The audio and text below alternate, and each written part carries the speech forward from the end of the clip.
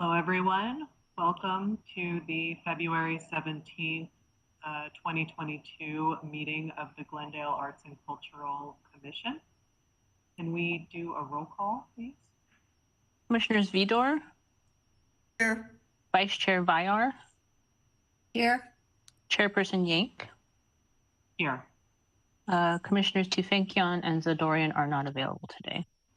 Agenda item 1, regular business agenda. A, report of the recorder reposting the agenda. The agenda for the February 17th, 2022 regular meeting was posted on February 14th, 2022 on the bulletin board outside of City Hall. Agenda item 2, A, consent items, minutes of the January 13th, 2022 special meeting of the Arts and Culture Commission. Okay, are there any notes or questions or changes to the January 13th special meeting? For me.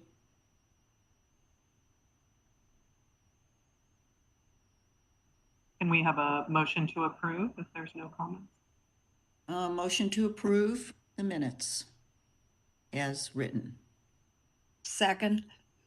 Are we voting just on that, or are we voting on all the minutes together? Just the 13th, January 13th for right now. I'll do roll call. Commissioners Vidor? Yes. Vice Chair Vyar? Yes. Chairperson Yank? Yes. Agenda item 2B, minutes of the January 2022 regular meeting of the Arts and Culture Commission. Okay, any notes on that? We'll start with Commissioner Vidor. No. No. Vice Chair Vyar? No changes that I could see. Okay, can we have a motion to approve? I'll move to approve the minutes of the January 20th meeting. Second. Thank you. Roll call. Commissioners Vidor? Yes. Vice Chair Vyar? Yes. Chairperson Yank? Yes. Agenda item 2C, minutes of the January 28, 2022 special meeting of the Arts and Culture Commission. Okay, Commissioner Vidor, any comments? No. Vice Chair Vyar? No, it looked fine. Likewise, looks fine to me as well. So Yeah. approve. Motion to approve as is. Second. Thank you. Roll call. Commissioners Vidor? Yes. Vice Chair Vyar? Yes. Chairperson? Yes. Thank you. Agenda item 3A, Library Arts and Culture Events Report presented by Jennifer Fukutomi, Principal Arts and Culture Administrator. I'm going to pull up my screen now.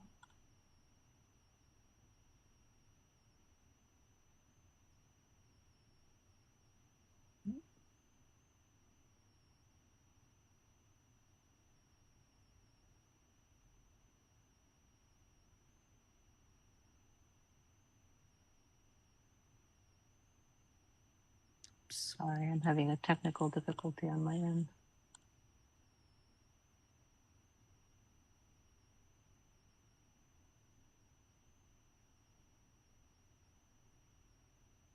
There we go.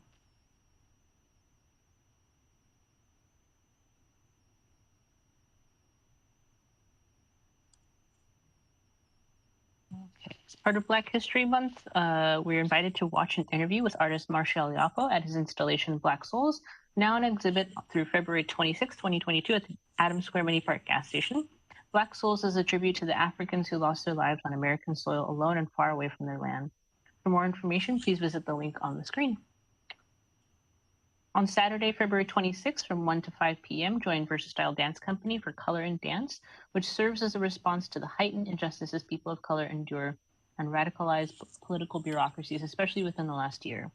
This event will exclusively pertain to hip-hop repertoire and culture and includes performances, workshops, vendors, food, and moments of fun and exchange on an open dance floor at the Verdugo Park as part of Black History Month. For more information, please visit the link on the screen. Impending Storms by the Blue Marble Art Collective will put a spotlight on the reality of impending dangers of significant loss of species and the dangers looming over our biosphere. Many drawings depicting impressions of plant and animal species will be captured in the net. Visitors to the installation can walk through and around the net and other components of the installation, creating an experiential environment to consider problems relating to species decline, and environmental issues. There will also be a table of drawing materials for the first 2 weeks of the exhibit for visitors to add their own drawings to the exhibit. For more information, please visit the link on the screen. YWC Glendale and Pasadena are delighted to announce their 25th annual Heart and Excellence Awards, which will take place virtually on March 8th, International Women's Day. This year's event will be shaped around YWCA's core values, courage, compassion, and commitment, and will honor women who are driving gender equity in their respective professions and charitable work. We're very happy to share that GLAC's own Shannon Curry Holmes and Anahit Oshagan, curators of the Reckoning Racism and Resistance in Glendale at Reflect Space and Glendale Central Library and the Brand Library, will be receiving this year's Courage Award. For more information, please visit the link on the screen. On March 21st, in honor of Black History Month, Women's History Month, and Rosie the Riveter Day, Glendale Library Arts and Culture has created special displays at all 8 sites with images of African American Rosie the Riveters, paying tribute to the many women who entered the workforce during World War II. Bookmarks of these images will also be available. For more information, please visit the link on the screen. On March 26th at 10:30 a.m., join Glendale Library Arts and Culture and Glendale native Paul R. Ignatius as he talks about Glendale in the 1920s and 1930s. Paul Ignatius is the former Secretary of the Navy from 1967 to 1969 and was born in Glendale. He attended Hoover High School, where he served as student body president in 1938 and continued his education at USC, where he graduated Phi Beta Kappa. He would later serve as Assistant Secretary of the United States Army, Undersecretary of the United States Army, Assistant Secretary of Defense, and then Secretary of the United States Navy under President Lyndon B. Johnson. For more information, please visit the link on the screen. And that is our library report. Okay, I will move this to agenda item 4. I'm going to check and see if we have any oral communications. It appears as though we do not. I will move us to agenda item 5A, public hearing, design review of the mural Kobe Bryant located at 733 Salem Street. Motion approving with conditions design review of the mural Kobe Bryant located at 733 Salem Street.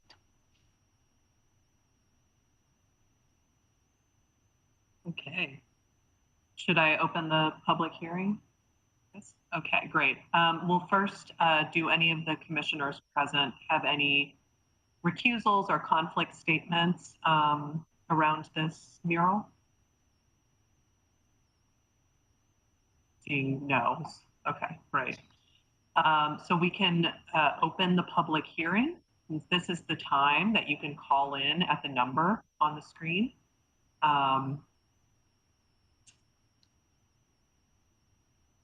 And I believe, is there any presentation for this, Jennifer? Yes, okay, great. Yes, I will pull that up now.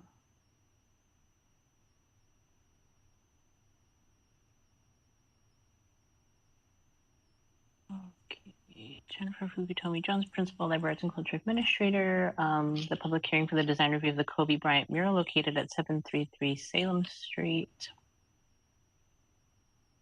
The applicant is requesting approval of a mural on the east exterior wall of 733 Salem Street. The mural is facing the Concord Street location, the exterior wall. The project is exempt from SEQA review as a Class 1 existing facilities exemption pursuant to Section 15301 of the state SEQA guidelines, because the proposed mural would be applied to the exterior wall of an existing building and no other alterations to the building or expansion of the use is proposed.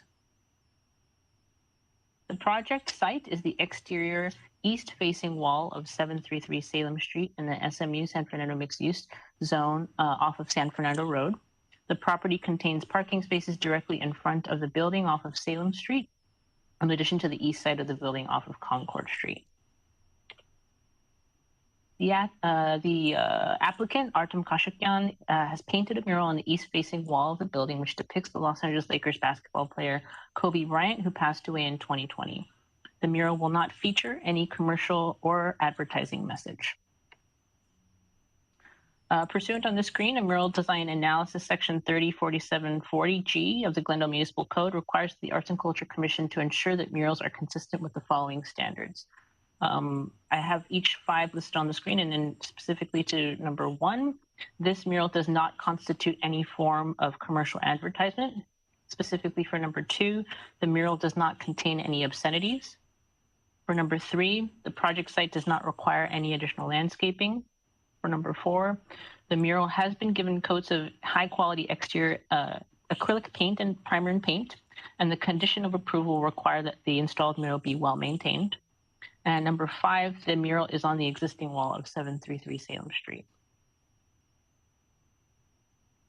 Staff is recommending that the mural be approved with conditions as displayed on the screen and reflected in the motion. The conditions would be as reflected on the screen. The approval granted is for the location identified in the motion. Changes to the location or size of the mural must be submitted to Library Arts and Culture Department staff for review and approval. Number 2, this mural must not contain any form of commercial advertisement.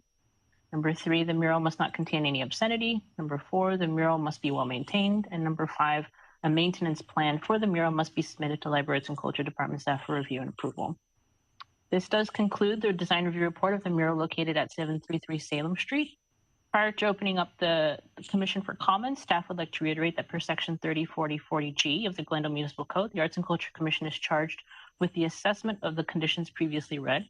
All city regulations must be content neutral and viewpoint neutral. The commission cannot comment on or regulate the content of the mural. If the commission is interested in understanding the inspiration or background of the mural, you're more than welcome to propose those questions to the applicant, but the commission is unable to base a decision on the content of the mural. That is the staff report. Thank you, Jennifer. We can open it up to any questions for either staff or for the applicant from the commission. Let's start with Commissioner Vidor. Okay. Well, thank you, Artem, for doing a mural on a wall. I assume this is a private property and not a public city-owned property. And I think it's wonderful that private properties are stepping into the world of murals, and that, it's lovely to commemorate somebody so iconic as Kobe Bryant. I'm wondering, it's not a very big mural and it is close to the ground. And I was wondering if there's actually parking permitted in front of the mural. I noticed there weren't any cars in front of it in the picture you showed, but is that like a red curb, or can cars block the sighting of the mural? Thank you, Commissioner Vidor. That's an excellent question. There is parking directly in front of the mural, but it does not directly block the mural. It's a relatively large-sized mural, so it does not block any of the visual of the actual mural. It's higher than the car. I thought it wasn't higher than car level, but maybe I misunderstood that. And then I am, and maybe this can wait until everybody has asked their questions, but I am interested in hearing from Artem and his inspiration, and for the way he depicted Mr. Bryant, and how he came to decide upon doing this mural at this particular location. So I will let my colleagues ask their questions, and then maybe he can speak about that. Okay, Vice Chair Bayar. Sorry, thank you. I was just wondering, has the maintenance plan already been submitted to the city or to the Library Arts and Culture Department? Yes, Commissioner Vice Chair Bayar, it has. It's a very simple maintenance plan that would require just simple washing. And then if the Artem, as he can share, does know the owner of the building, and so he can come by and do touch-ups as needed. But he has submitted those as proposed maintenance plans. Okay, thank you. I did have one, I just thought of one more question, if I may. Is this a mural? I don't even know if it's possible to make a mural graffiti or vandalism free, but is there any protection against that should somebody come along? Commissioner Vidar, that's an excellent question. I think we can propose that to Artem, but there are elements that he can potentially add to the mural to have a protective coating on it. Okay, thank you.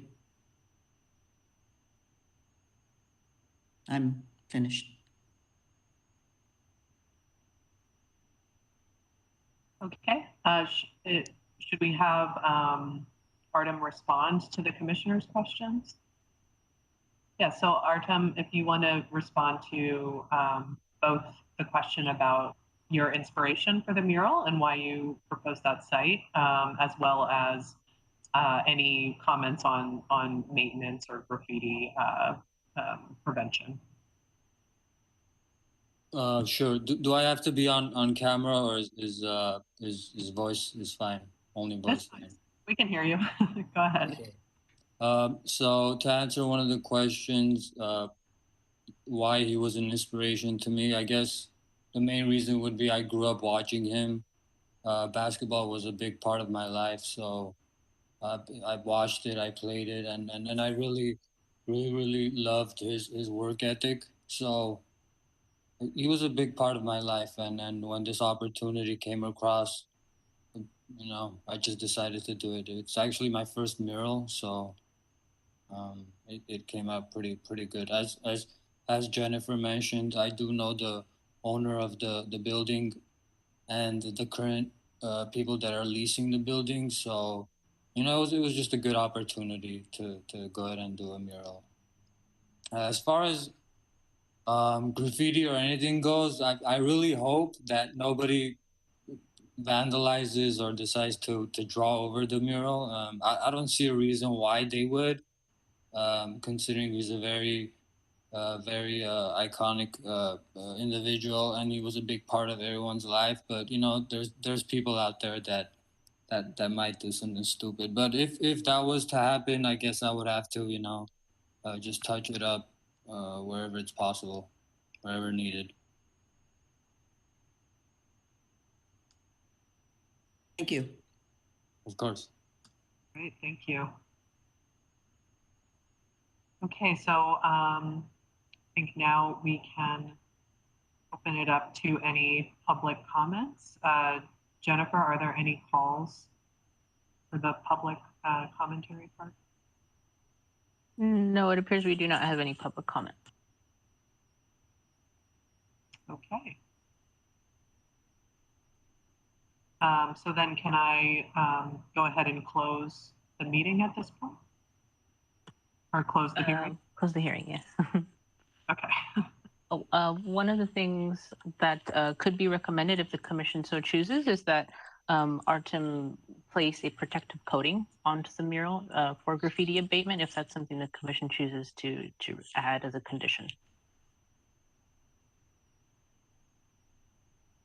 Well, I don't feel strongly about it. I was concerned about it, but I guess if the artist feels that he can maintain the mural and correct anything that happens, I don't want to add the expense if it isn't considered essential. So I would say I would defer to the artist on that. Yes, I'm in agreement with that. Okay. Any other additional questions that we have before we would like to make a decision approving with conditions or denying the mural request? No, nothing further. Okay, who would like to make a motion? I'll make a motion to approve the mural of Kobe Bryant as is. Is that good enough? Yeah. Thank you. Do we have a second? I can second. Thank you, Vice Chair Vyar. I will do roll call. Commissioners Vidor? Yes. Vice Chair Vyar? Yes. Chairperson Inc. Yes. Thank you. And Artem, thank you for joining us, and you're welcome to exit the meeting. I will move on to agenda item 5B, 2022-2023 work plan, motion approving the programs and projects for the 2022-2023 work plan in an amount not to exceed $1,660,500 from the Urban Art Fund, and to recommend that City Council's approval of the plan. Pull this up while we're here.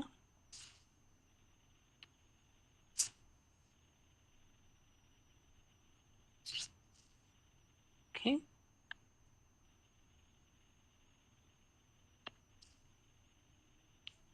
Before we dive into the 2022-2023 work plan, staff wanted to provide an overview of an assessment of where we currently are with the 2021-2022 work plan. As approved last year in February of 2021, the budget was approved for $1,660,500. As of today, we are estimating expenditures approximately $1,215,744.10. So approximately anticipated 73% of the expenditures from the overall budget. This is a quick snapshot of where we are anticipating the expenditures to come from. So citywide arts is approximately $1,119,280, neighborhood arts $24,000, performing arts $46,464.10, and arts and cultural events is $26,000. So it's approximately $1,215,744.10. This is the current 2021-2022 work plan. As seen in Exhibit A, I believe, was the actual work plan. So we have the amounts that are budgeted per section. So we have 4 umbrella buckets of the urban art program plan. They are divided by citywide arts, neighborhood arts, performing arts, and arts and cultural events. Specifically, there are 3 sections where we spent over the budgeted amount, but as you can see on a whole, we are well within our budget range. The 3 main reasons for this over expenditure per se of these areas is mainly due to the COVID-19 pandemic. We did not do some of the Art Happens Anywhere programs that were initially going to launch in the 2020 year ended up relaunching in 2021. We also did a smaller amount of the Brand Library Plaza series due to the COVID-19 pandemic. And we also did not do an art walk. So that's where you're seeing some of the expenditures either had increased or were not expended. We also did not launch our iconic art projects quite yet, so we did not tap into this contingency, this 10% contingency. The last reason is that we also had additional exhibits at the Adams Community Park gas station. I think in 2021, we initially proposed 5. We ended up doing 7, so we increased that amount. And beyond the box, we typically proposed about 15 to 30 artists, and we only had 7 this year. So there are some changes in the budget from what we initially anticipated. For the 2022-2023 work plan, we are proposing the same exact amount that we had from last year, so the $1,660,500. A majority of that, as you can see in the pie chart, would be for citywide arts. So to quickly go through that, similarly, the citywide arts bucket would include cultural equity and inclusion initiatives, iconic public artwork. So this would include the large artworks that we're doing with LaBasse Projects. Consultants would include LaBasse Projects and any other consultants that we'd be utilizing, for example, the PR firm that we're hoping to utilize within this next year. We're also having a budget line for the storefront art program. And we are also adding a 10% contingency specifically for citywide arts. We're anticipating this expenditure of $1,472,500. For neighborhood arts, quite similarly, we are expanding this budget for the Adams Square Mini Park gas station. So instead of the 5 exhibits, we'd be doing 7 exhibits this year. And we're proposing approximately 15 artists for the Beyond the Box program. So it'd be a total of $32,500 for neighborhood arts. In regards to performing arts, we are keeping the budgets pretty similar. So there would be approximately $20,000 for 5 concerts for the 222 East concert series, and $60,000 for 8 concerts for the Brand Library and Plaza series. And these concert series would take place ideally in July and August of this year.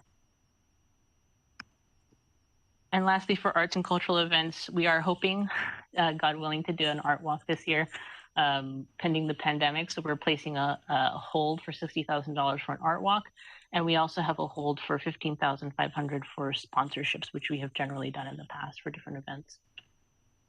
So this slide, as you will see as part of Exhibit B that was attached in your packet. And this goes basically down the line of the different buckets as previously we did with the 2021-2022 work plan, and basically shares the proposed budget allotments for that year with a total amount listed below. So I can stop sharing for a moment, and I'm happy to answer any questions that the commission may have.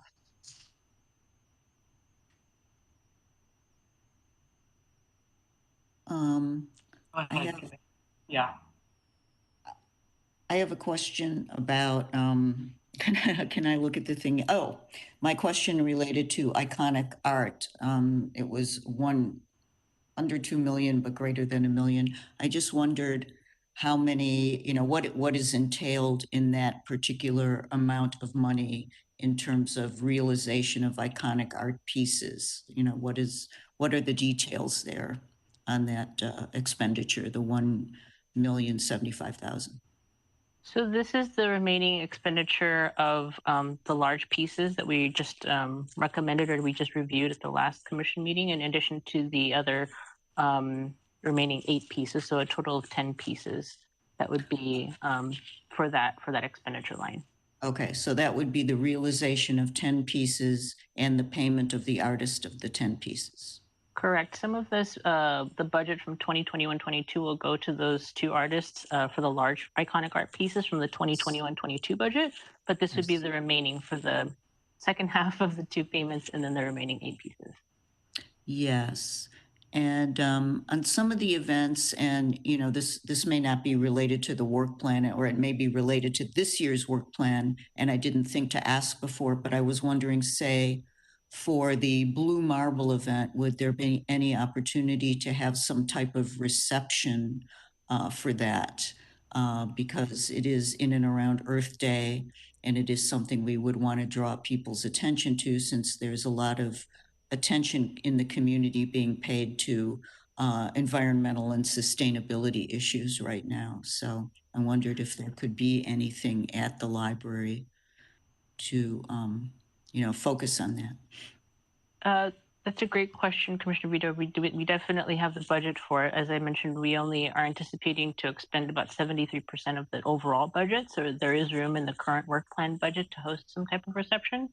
But it would really depend on staff capacity. I know the staff is thinking about programming for Earth Day in conjunction with the Blue Mural Collective and the exhibits that are happening at Reflect Space and the Brand Library galleries. But to answer your question, the budget would allow, if that's something that staff has capacity to do, a reception. Yeah, I guess I'd like to re-examine maybe at the next meeting the general, and it's on my mind right now, the general policy that we're going to pursue for drawing people to either the Brand Library or the Central Library for these major exhibits. I did happen to go see Let Me Talk, and I was so overwhelmed by how spectacular that exhibit is. It kind of made me sad that there wasn't going to be any kind of a reception for it. And I feel that, that plus many other things that are planned are, something we'd like to really get the community engaged in. And, general publicity is great, but I think with a reception, one can really draw.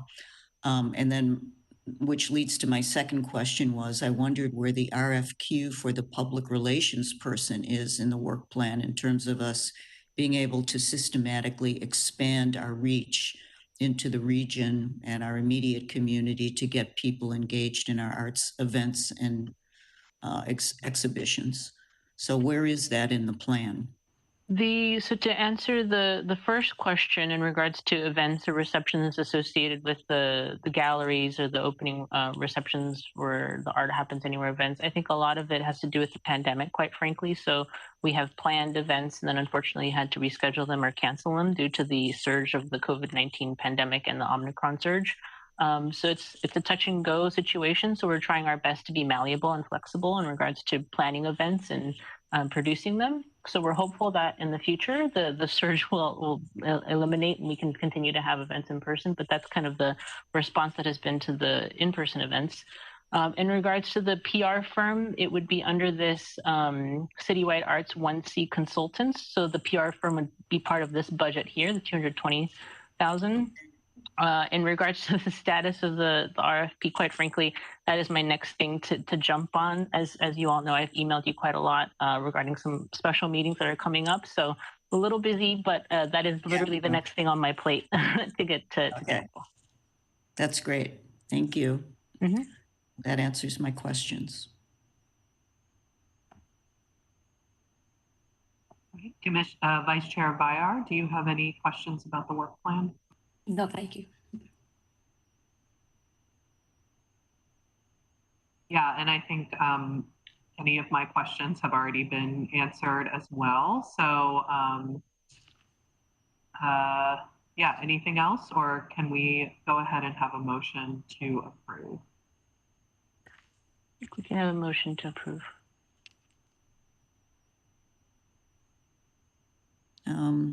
Okay, I move to approve the 2022-2023 work plan. I can second that. Thank you. Roll call, Commissioners Vidor, Yes. Vice Chair Vyar, Yes. Chairperson Yank. Yes. Thank you. I will move on to agenda item 6A, 2021-2022 work plan progress. Specifically in regards to Art Happens Anywhere projects, the status of a lot of the project has remained the same since we last spoke. And we mentioned this earlier today that the Versatile Dance Company event is happening on February 26th from 1 to 5 at Verdugo Park. The Blue Marble Art Collective, as we mentioned earlier, is going to be installed March 4th through May 1st at the Central Library as part of the Earth Day exhibits in conjunction with Reflect Space in the Brand Gallery.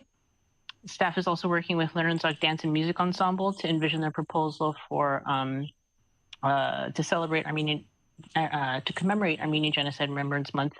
And we'll have an in-person event on April 30th at the Artsock Paseo. So that's in progress as well. In regards to the 2 remaining projects that are set to be launched, staff is also working with Kathy Renda in regards to the foundation base for her sculpture, and we're very hopeful that will happen quickly. And we have also checked in with the Museum of Vienna Art in regards to their proposal, and we are hoping that they will have their community partners locked in for the event, and we can confirm their event timeline and partners for this event within the next month or so. So we should have an update by the March meeting. So that is the update for the Art Happens Anywhere projects. As you all know, we had a meeting with Labas Projects on January 28th to review the 2 large iconic artworks for Artsock Avenue for the gateway and the overhead. Thank you so much for all of your participation. It was a long meeting, but I think it was a fruitful discussion that we had. In regards to next steps, staff will be attending a city council meeting on March 1st to share the recommendations with city council, and we're hopeful that they will move forward with the recommendations of the commission, but we will continue to keep you apprised on that status. I believe the next steps are to review the proposals. Actually, the request for proposals has been sent out to the Artsock sculpture, ground level sculpture artists, in addition to the Glen Oaks median sculpture and the Central Park sculpture. So I believe the next meeting that we'll have with the commission to review is the Artsock ground level sculpture. And we will be presenting those, I believe there are 5 artists for that opportunity that will be attending that meeting. But the commission will review those proposals. But Chairperson Yank, is there anything additional to share about that process? No, I don't. I can't think of anything else. Just that, yeah, we're excited to see what the artists have come up with, to be perfectly honest. And we're continuing to review applications for some of the other opportunities that were not mentioned, like the Verdugo Park mural. So those are coming down the pike. We're in the midst of finishing up those reviews. So the ones we've chosen so far, there are 2. that are kind of in the docket already. Is there any chance, particularly with the tree sculpture, to look at the particulars of that? Is there any other opportunity for review of what the designers come up with? I think that's an excellent question, Commissioner Vidor. I would think that the next step would be to have City Council approve the artist and the concept. And then the BAS projects would work with the artist on the recommendations that the commission provided. And then we can definitely ask for another review of an updated proposal to be shared with the commission. That would be excellent. Thank you. Next up on updates, we have our mural ordinance. So staff has been working very diligently with Ms. Odenkirk regarding the mural ordinance. We are very, very close to having a draft for review with the commission, and we're hopeful that it will happen very, very soon.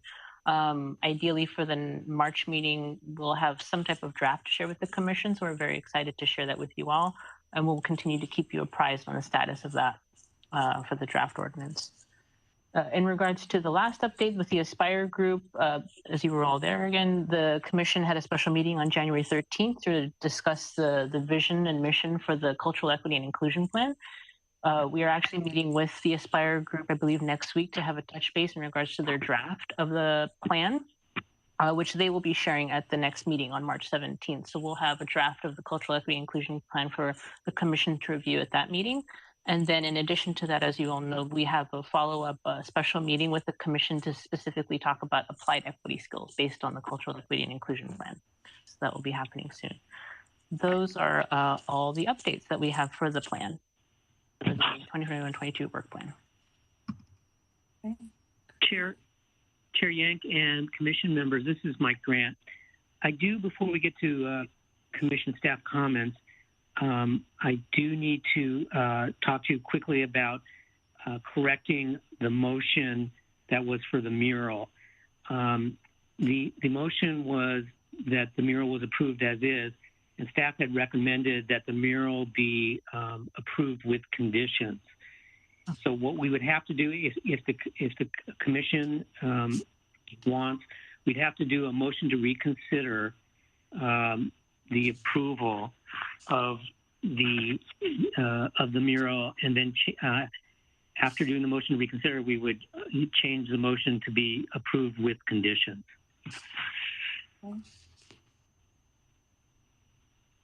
Okay. In other words, there would be a motion to reconsider the vote, and then and then amend the motion to really state that it was approved with conditions as recommended by staff. Okay. I apologize for this, but yeah. No, thank you. So Commissioner Vidor, who made the motion, could, or anyone there could say that I voted on the prevailing side, and I'd like to, reconsider the vote, and there would be a second on that, and then you could make the motion again, which would be, to approve it with the conditions as stated in the staff report, and then everybody would vote on it. Okay, so I would like to make a motion to reconsider the motion and vote on the aforementioned mural. And is that okay, Mr. Grant? With conditions, Mr. Grant? Yes, Commissioner Vidor. And then it would be a second, and then everybody vote to do that. And then you can re-propose the motion. Okay. A second that. Roll call, Commissioners Vidor? Yes. Vice Chair Vier? Yes. Chairperson Yank? Yes. Okay, so I would like to make the motion to approve the Kobe Bryant mural with the conditions described in the staff report. Second. Roll call, Commissioners Vidor? Yes. Vice Chair Vier? Yes. Chairperson Yank? Yes. Thank you. Thank you, Chair Yank. Thank you, Commissioners. I appreciate it. Thank you, Mr. Grant. That is all that we have for discussion item 6A. Shall we move on to discussion item 7, commission staff comments? Yes, are there any commission comments? Commissioner Vidor? Well, I'd like to really give a hearty congratulations to both Shannon Curry Holmes and Anahid Oshigan for the beautiful work they did on the Reckoning exhibit and the recognition that they're getting from the YWCA, which is certainly well deserved. And I'd like to give a shout out to Antaeus Theater for being nominated for a podcast Best Fictional Podcast Award. There is a podcast awards ceremony, an annual thing. I forgot what they're called, but it's happening, and the Zip Code Play Series is up for a Best Fictional Podcast Award. So that's very nice. Fantastic. Vice Chair Vire? No comments. Thank you to everyone. And from me, I just want to thank, as always, our incredible Department of Library Arts and Culture staff for the wonderful work that they do. Just looking at all of the accomplishments in the work plan, even despite the pandemic, and then looking to the incredible slate of programming that is scheduled ahead. It's just a mighty pull for our small team, and they do an incredible job. So just Bravo. Recognition where it's due, but thank you so much for all the work that you do. Thank you. Thank you so much. We're very excited for the new year and all the exciting things that we have on slate to be launched. The one or two things that I just wanted to share and say thank you to the Coro Southern California Public Fellows Fellowship program. Rish Chambers was our fellow. They were with us for 3 weeks and did a fantastic job. They have completed their placement with us, but we're very grateful for the time that they were with us and provided some really wonderful feedback for our program. So thank you to Rish Chambers and the Coro Southern California Leadership Program. And also thank you to the LA County Department of Arts and Culture. Tracy Verhin, who was our public arts intern, is transitioning. So her internship is ending in February. We're going to miss her dearly. She's been fantastic and a great asset to the team. So thank you to Tracy and the LA County Department of Arts and Culture for supporting the arts internship program and allowing us to have an internship this past year. And the last thing I wanted to say is our Claremont Graduate University Work Study student, Sydney Brundigay, has started with us. So as we transition, we also have another person joining us, and Sydney will be joining us about 20 hours a week, and we'll be doing administrative kind of support for the commission's program. So welcome to Sydney as well. But those are all the updates that I have. Director Schaefer, Mr. Grant, are there any staff comments to include? No, I don't. Thank you. None from me. Thank you so much, everyone. Okay, I will move on to agenda item 8, written communications. We do not have any. And agenda item 9 is adjournment. Great. We are adjourned. Thank you. Wow. Thanks. Thank you. See you soon.